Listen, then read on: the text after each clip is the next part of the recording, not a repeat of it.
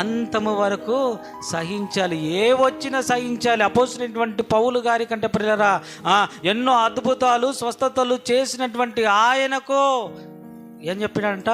ఆయన శరీరములో దేవుడే ఆయన హెచ్చిపోకుని నిమిత్తం ఏముంచాడంట? ముళ్ళు ఉంచినాడంట. ఏముంచినాడంట? ముళ్ళు ఉంచినాడంట. దేని కొరకు? పౌలు గారు హెచ్చిపోకుని నిమిత్తము శరీరములో ముళ్ళు ఉంచాడంట. ముళ్ళు ఉంటే ఎవరికైనా సంతోషంగా ఉంటుందా? ముళ్ళు ఉంటే ఎవరికైనా ఆనందం ఉంటుందా? మీ కాలుల్లో ముళ్ళు గుచ్చుకునింది అనుకోండి, ఎలా ఉంటుంది? నవ్వుతారు ఎవరైనా?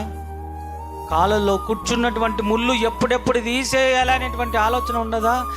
కాళ్ళల్లో కూర్చున్నటువంటి ముళ్ళు గురించి ఏంటంటే ఆలోచనలు ఉంటే పౌలు గారి శరీరంలో ఉన్నటువంటి ముళ్ళును కూర్చి ఒకసారి చూడండి.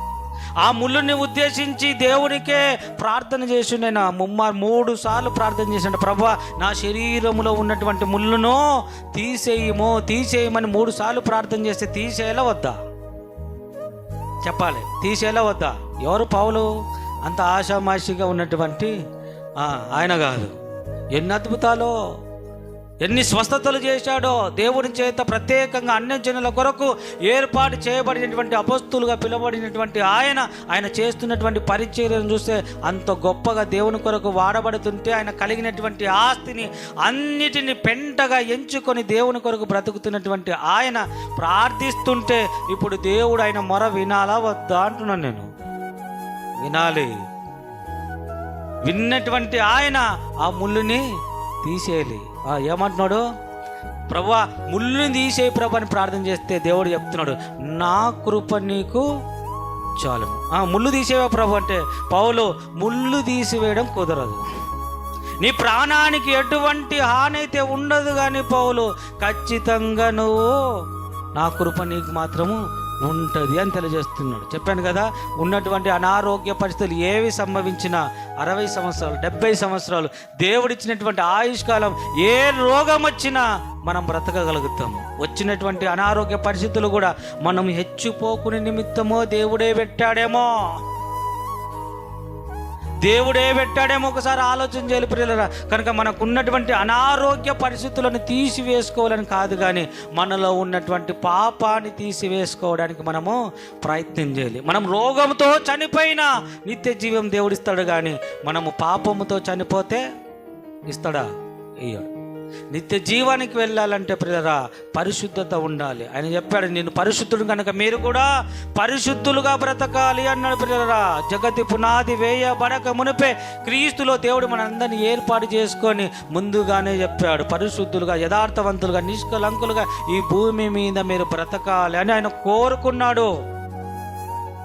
మనలో పరిశుద్ధతను చూడాలనేటువంటి ఉద్దేశంతోనే మన ప్రభువైన యేసుక్రీస్తు వారు ఈ భూమి మీదకి రావడం, 33.5 సంవత్సరాలు దేవుని కొరకు బ్రతికి ఆయన ఏం చేయబడ్డాడు?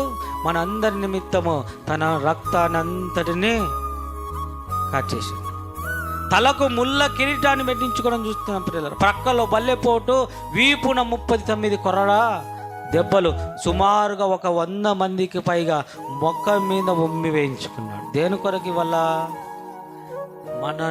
మనలో పరిశుద్ధతను చూడాలనే ఉద్దేశంతో, మన పాపములన్నిటిని కడిగి వేసి పరిశుద్ధమైనటువంటి జీవితాన్ని దేవుడు చూడాలనేటువంటి ఉద్దేశముతోనే ఆయన భూమి మీదకి రావాలి. ఇవన్నీ మనకి తెలిసినప్పటికీ ఇంకా మనము పాపము చేస్తూనే పాపములోనే కొనసాగేటువంటి పరిస్థితులు ఉన్నాయి. ఈరోజు క్రైస్తవులుగా దేవుని పిల్లలుగా పిలువబడుతున్నప్పటికీ పాపము చేస్తూనే పాటలు, ప్రార్థనలు, బైబిల్ గ్రంథాన్ని చదివేటువంటి వాళ్ళు లేరంటే చాలా మంది ఉన్నారు. ప్రార్థనే, పాటనే.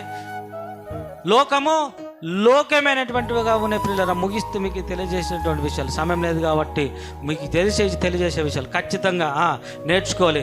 రక్షింపబడాలంటే అడిగాం కదా ప్రభుని, మనం రక్షణ పొందాలంటే అంతము వరకు సహించాలి.